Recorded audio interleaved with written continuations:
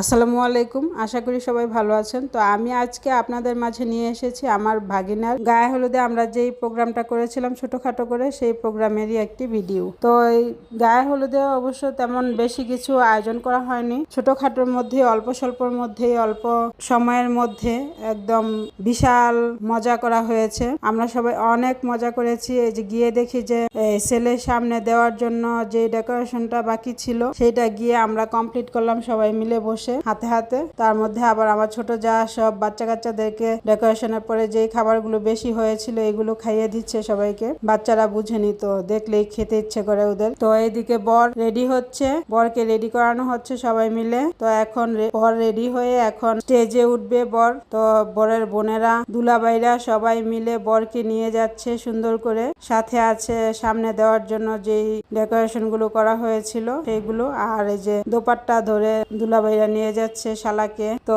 দেখতেই পাচ্ছেন আমাদের বর কত হ্যান্ডসাম, সুদর্শন, অনেক সত্যি কথা বলতে অনেক ভালো একটা ছেলে। মুমিন অনেক সহজ সরল, অনেক ভালো মনের একজন মানুষ। যত কিছুই বলি, যত দুষ্টুমি করি, যত কিছুই হোক। তো আমরা শুরু করে দিয়েছি। এদিকে গানের তালে তালে নাচানাচি, তারপর হচ্ছে এই যে ওকে হলুদ দেওয়া, খাওয়ানো। এদিকে বরের মা খালা খাওয়াচ্ছে, তারপর আমরা আবার জায়েরা মিলে ওকে হলুদ দিলাম, খাওয়ালাম। তো আমার এক জায়েরটা আসছে আর আরেক জায়েরটা আসেনি, কারণ ও ক্যামেরার সামনে আসে না। ও হচ্ছে মাওলানা সাহেবের ওয়াইফ, সেই জন্য ওকে আমরা ইচ্ছা করে ক্যামেরার সামনে আনি না, ও আসতে চায় না। তো এদিকে যে আমার ছোট জায়ের মেয়ে তানহা, ওরা খাওয়াচ্ছে, গায়ে হলুদ দিচ্ছে। তো অনেক মজা করেছি আমরা, কি বলবো। এদিকে যে ইকরা রাহাত খাওয়াচ্ছে।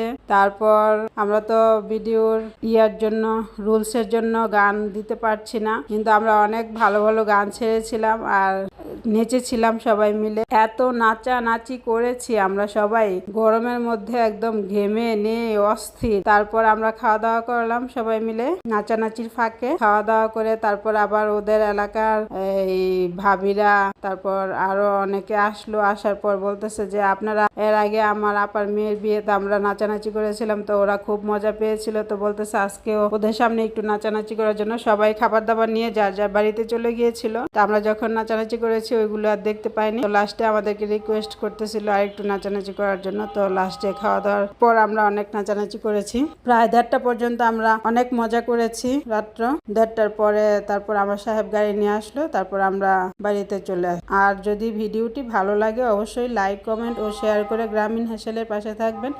আর যারা ইউটিউবে ভিডিও দেখেন তারা অবশ্যই সাবস্ক্রাইব করতে ভুলবেন না। আল্লাহ হাফেজ।